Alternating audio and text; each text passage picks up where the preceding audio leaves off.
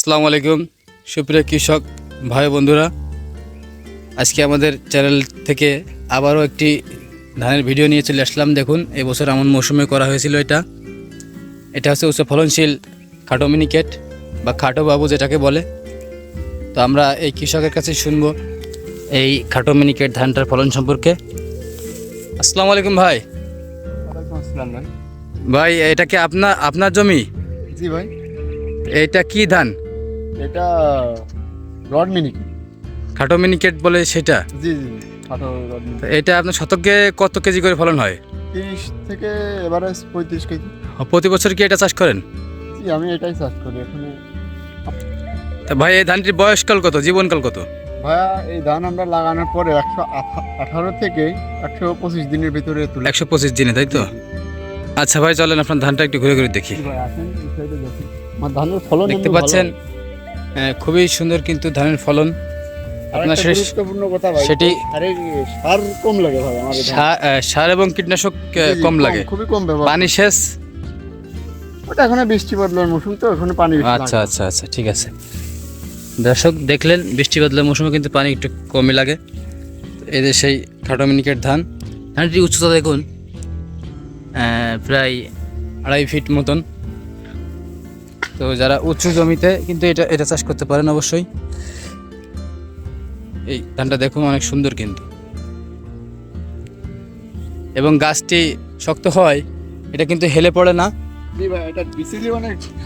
হ্যাঁ, বিছালি বা খড়, যেটা আমাদের এদিকে বিছালি বলা হয় আমাদের আঞ্চলিক ভাষায়। এবং চিটার পরিমাণ খুবই কম। চিটা নাই ভাই, একটা জিনিস দেখেন আপনারা, চিটার পরিমাণ কিন্তু খুবই কম। ধানের চিটা নাই, আপনি ঘুরে ঘুরে দেখেন। ধানটি কাটবেন আর কতদিন পর? আর সর্বোচ্চ গেলেও 2 থেকে 3 দিনের ভিতরে কাটা পড়বে। 2 থেকে 3 দিন। হ্যাঁ, ধানের যে আপনারা জানেন, ধানের যখন 80% কিন্তু পেকে যায় তখনই কিন্তু ধান কাটা যায়। তাহলে ধানটি কিন্তু ভারী হয়, ওজন হয়। আর ধান বেশি শুকিয়ে কাটলে সেটি কিন্তু ওজন কম হয়। একবারেই ভাই এই ধান লাগানো। 4 একর জমি? জি জি। আচ্ছা আচ্ছা, ঠিক আছে ভাই, ধন্যবাদ আপনাকে। আপনার কি শুধুমাত্র জমি চাষই করেন নাকি পড়ালেখা করেন পাশাপাশি? পড়ালেখা করি, পাশাপাশি জমি চাষ করি। আপনার বাবা বাসায়? না না, আমার বাবা বাসা নেই, বাইরে? বাইরে। এই জমিটা আপনাদের, আপনি চাষ করেন, তাই তো? জি জি। জি ভাই, ধন্যবাদ আপনাকে, অসংখ্য ধন্যবাদ। আমরা আসলে সারা বাংলাদেশে কিন্তু বীজ পাঠিয়ে থাকি। আপনারা যারা শুধু আমি এই না ভাই, পাকিস্তানি লং বাসমতি, ব্রড মিনিকেট, বিধান 108, বিধান 104, এই খাটো মিনিকেট সহ যে কোনো ধরনের ধান বীজ পেতে আমাদের সততা বীজ ভাণ্ডারের সঙ্গে থাকবেন। আমাদের নাম্বার স্ক্রিনে দেওয়া থাকবে, অবশ্যই আমাদের সঙ্গে যোগাযোগ করবেন।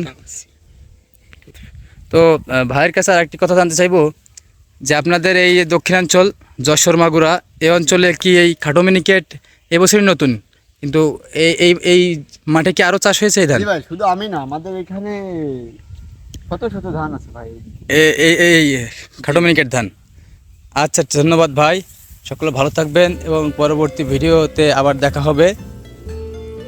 সেই সময় পর্যন্ত সুস্থ থাকবেন, ভালো থাকবেন। আসসালামু আলাইকুম ওয়া রাহমাতুল্লাহ।